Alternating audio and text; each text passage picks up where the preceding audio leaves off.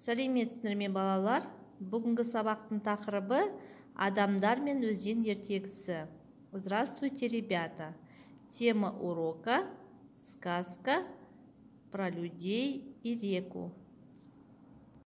Жаңа сөздер, новые слова. Запишем в словарную тетрадку.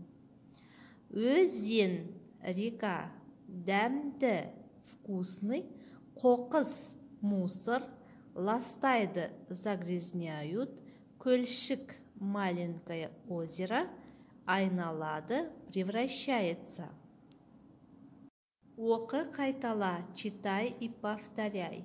Өзен, өзеннің түбі. Өзен, река, өзеннің түбі. Дно реки. Оқылым, устная работа. Екінші тапсырма, мәтінді рөлге бөліп оқыңдар.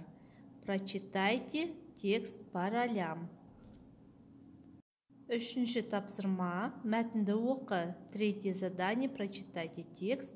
Сұраққа жауап бер, ответьте на вопросы. Мысалы, бұл сөзді кім айтты? То есть, кто сказал это слово? Суын қандай дәмді, немесе рахмет. То есть, какая вкусная вода, либо спасибо.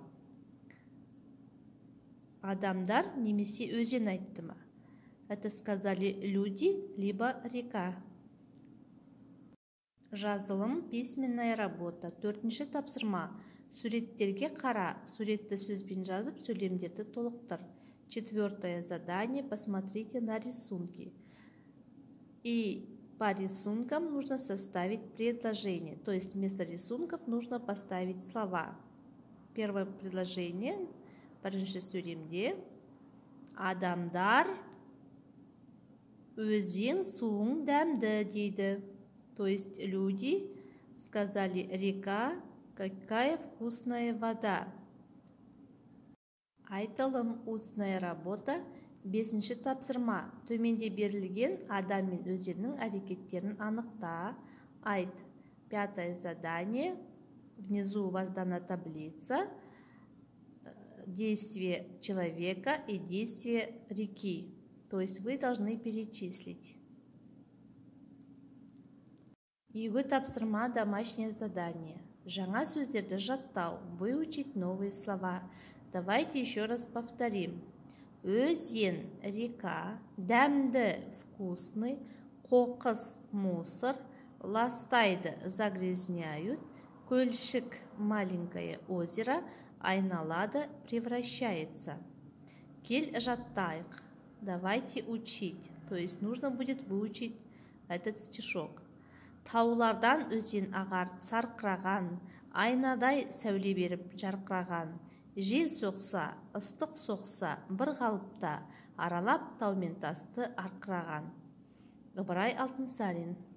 Есте сақта, запомните. Өзеннің суы дәмді. Вода реки вкусная.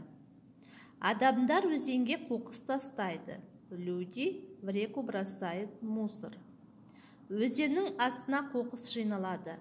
На дно реки собирается мусор. Өзен ренжиді, река обижается. Ол көлшікке айналады. Река превращается в маленькое озеро. Осымен сабағымыз аяқталды. Сау болыңдар.